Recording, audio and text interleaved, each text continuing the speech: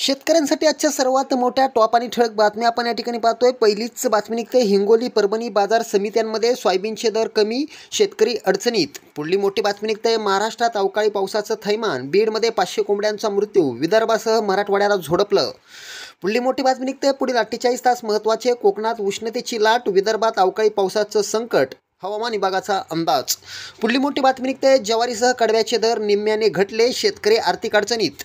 पुढली मोठी बातमी निघते डीबीटीतून चारा अनुदानाचा प्रस्ताव, शेतकऱ्यांना दिलासा। पुढली मोठी बातमी निघते प्रोत्साहन अनुदानासाठी 8.5 लाख शेतकरी अपात्र। पुढली मोठी बातमी निघते राज्यातील 6 लाख गाय दूध उत्पादकांना 90 कोटींचं अनुदान जमा।